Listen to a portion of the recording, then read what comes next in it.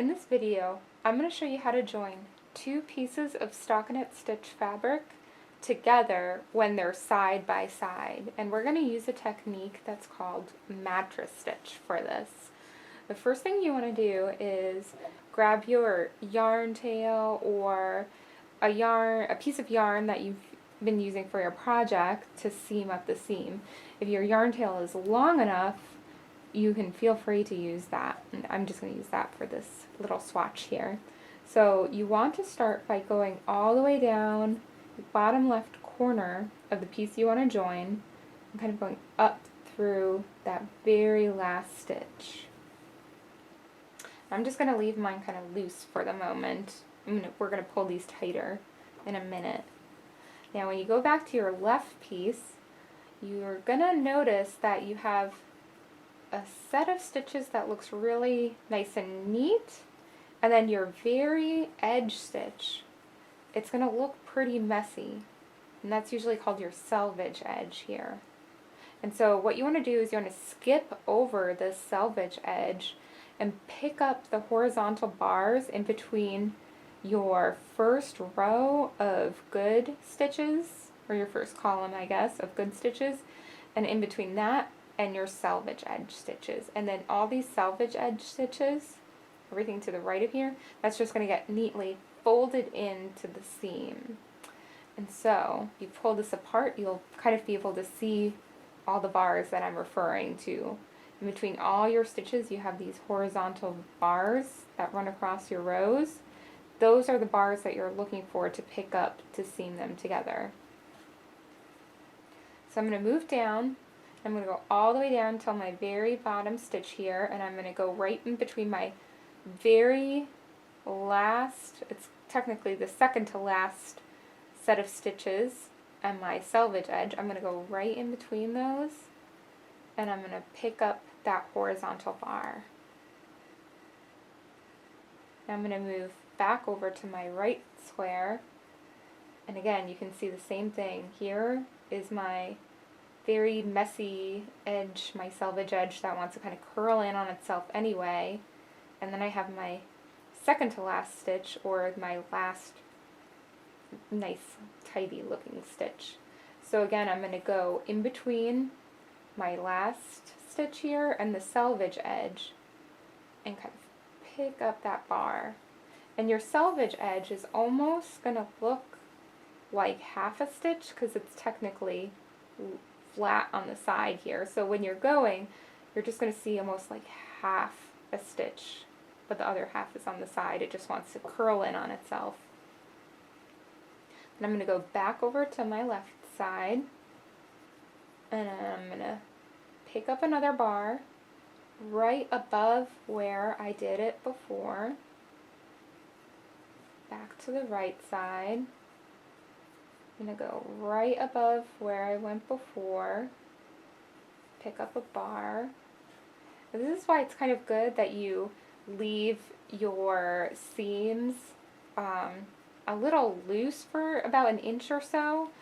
That way you can easily follow your yarn tail and tell where you went in to the stitches last.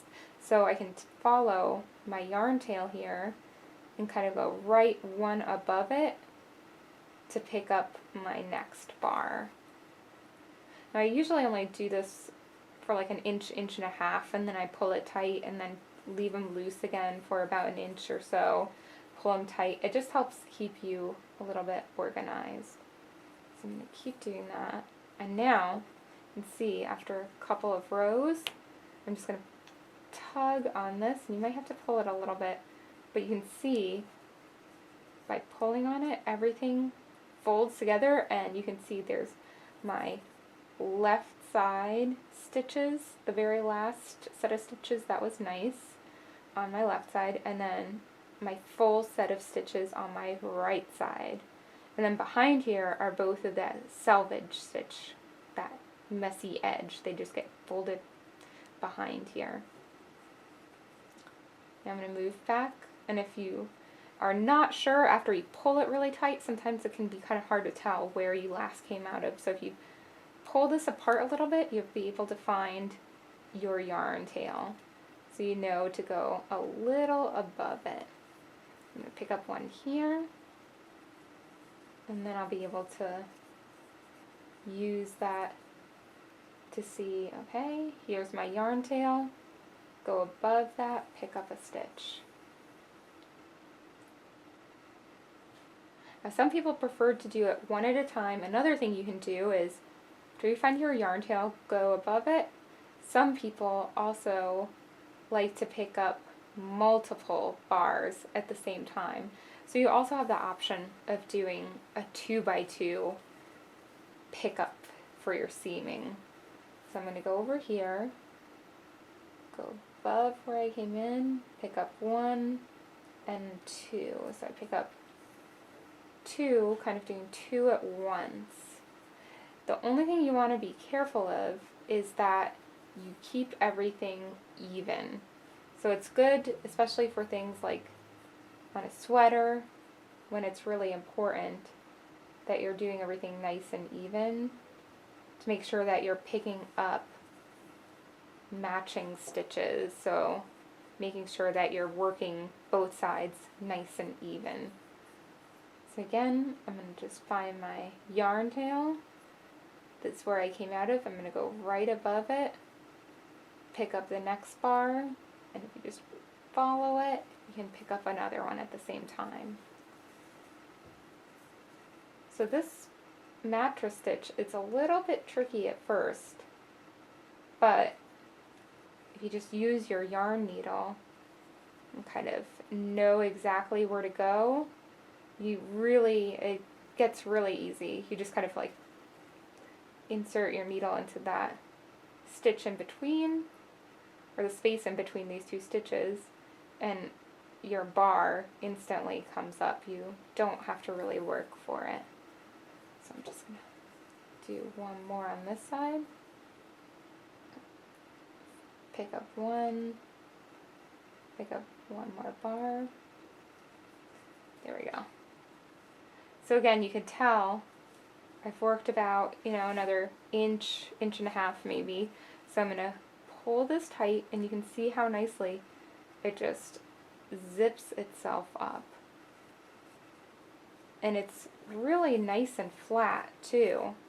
There's hardly any noticeable spots where it would be obvious that you seamed this together. You have your full set of stitches on both sides that kind of just push up against each other. So Mattress Stitch is a really nice and polished, clean way of joining your seams. Now on the back, you can see that it is going to leave an actual bumped seam. And this is actually your left and right side selvage stitches. Remember I mentioned that they were getting pushed to the inside? So it's important to know that, because it goes against your tuition to think that you should seam on the right side, but you really do, because the seam gets pushed to the back and it gets hidden instantly. So if you accidentally started this on the wrong side, your seam would actually be on the outside. So then again, if I wanted to start again, I kind of just tug apart and find my yarn tail, and then insert my needle right above where my last piece of yarn came out of. And just zip it up again. You just continue this the whole way, all the way up to the top. Every once in a while, just take care to make sure that everything is getting lined up nice and even. And you can see that it's a really nice way of joining your pieces in a really nice clean way. So this is joining 2 pieces of stockinette stitch fabric together using Mattress Stitch.